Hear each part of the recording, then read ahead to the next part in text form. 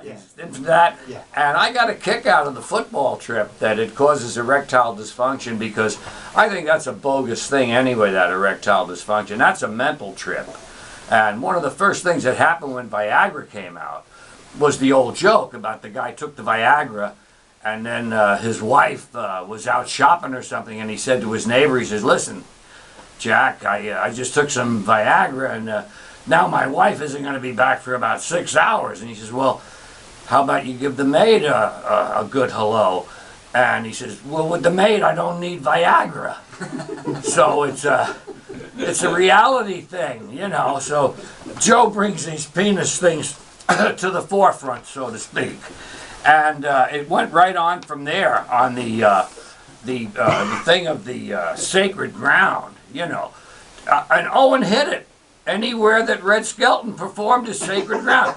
It's all in the eye and the mind of the beholder. Yeah. That's where it's coming from, man. And I'm going to continue right from the front because I made a lot of notes today. American exceptionalism, give me a break. Give me a break, just like Manifest Destiny. We'd all be better off if everybody would have stayed where they were at from in front. And Yahweh, I mean, he got right in there with that stuff. The meanest God that I can think of. I mean, he did that dirty trick on Abraham of come on up and kill your kid and everything will be cool. And then Abe goes for it. Abe goes for it and brings the kid up. And at the last minute when he's ready to cut him, Yahweh says, "It was just a goof, you know. I wanted to know if you were cool."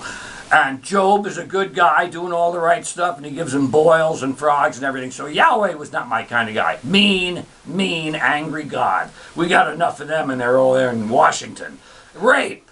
The rape thing. I love that. What do they call it? An automatic enemy sperm repellent. If it's not a friendly sperm, boom, AK-47 time. I mean, this guy's primitive. And I'm glad the ladies got upset about him. And I want to put a big plug in while I'm talking about ladies on TV.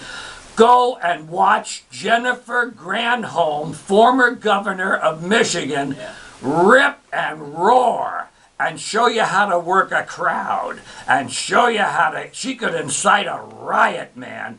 Marlene loves her. So if she's Marlene's kind of girl, she's all right in my book.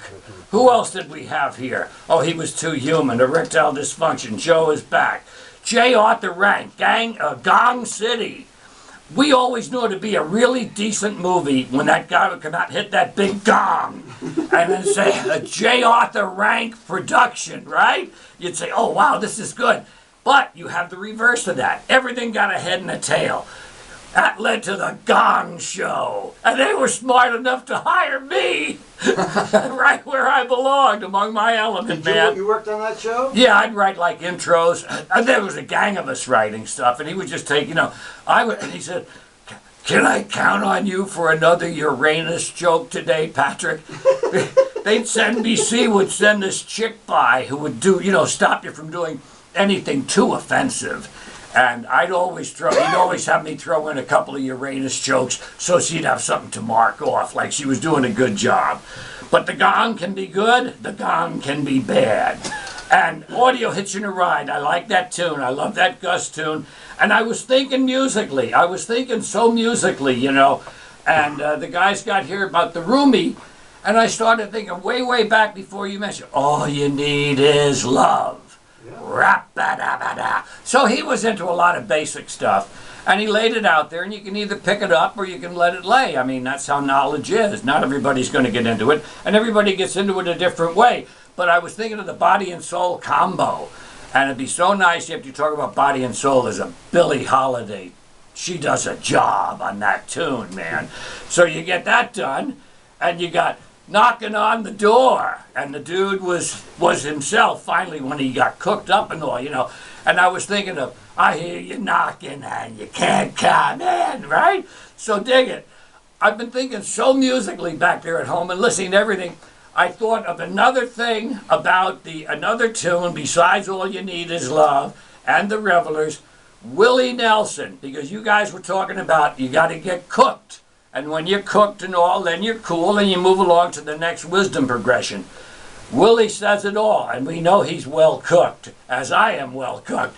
And the thing that he says is, roll me up and smoke me when I die. And that's my dream, you know. So it was a very, very spiritual and musical, and just a fine morning all the way around. Well, thanks for feeding back to us what happened. We're going to take